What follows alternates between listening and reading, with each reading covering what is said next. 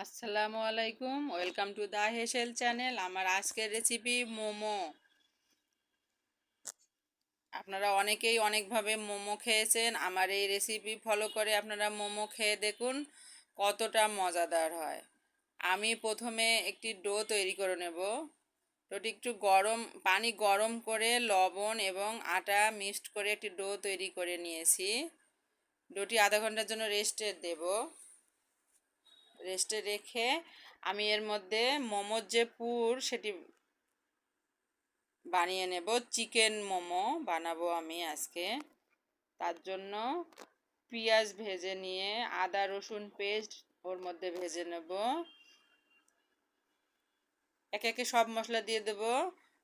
লাল মরিচের গুঁড়া, জিরা ধনিয়ার গুঁড়া, গরম মশলার গুঁড়া, হলুদ গুঁড়া এবং একটু পানি দিয়ে মশলাগুলি কষিয়ে নেব।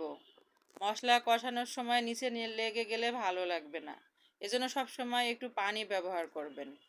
তারপরে আমি মাংসর কুচি করে রেখেছিলাম ছোট ছোট টুকরা করে, সেগুলো দিয়ে ভালোভাবে কষিয়ে নেব মশলার মধ্যে। মাংস কষানো হয়ে গেলে কাঁচা আপনার টমেটো কুচি এবং আলু কুচি করে রেখেছি সেগুলো দিয়ে দেব।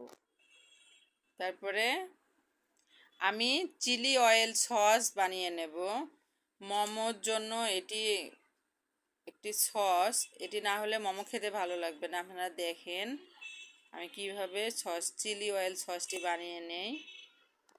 প্রথমে রসুন কুচি, তারপরে গরম মশলার একটু গুঁড়া, তারপরে মরিচের গুঁড়া, তারপরে আমি তেল গরম করে নিয়েছি রসুন কুচি দিয়ে, সেইগুলো ঢেলে দিলাম। আমি সসটি রেডি করে নিলাম। এবারে আমি মোমো তৈরি করে নেব।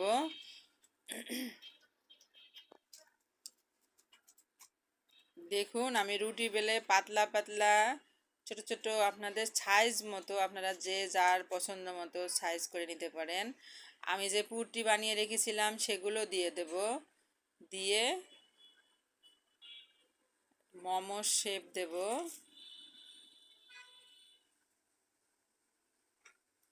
দেখুন আমি আপনাদের সুবিধার্থে একে একে বানিয়ে দেখাচ্ছি। দেখুন কিভাবে বানিয়ে নিচ্ছি আমি, আপনারাও এভাবে বানিয়ে নিন। দেখুন এই রেসিপিটি ফলো করে খেয়ে দেখুন কতটা টেস্টি এবং মজাদার হয়।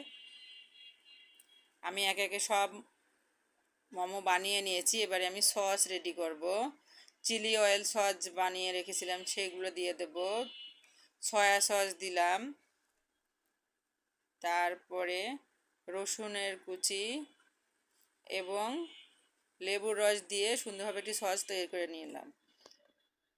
একটা কড়াইয়ে আমি একটু হালকা তেল দিয়ে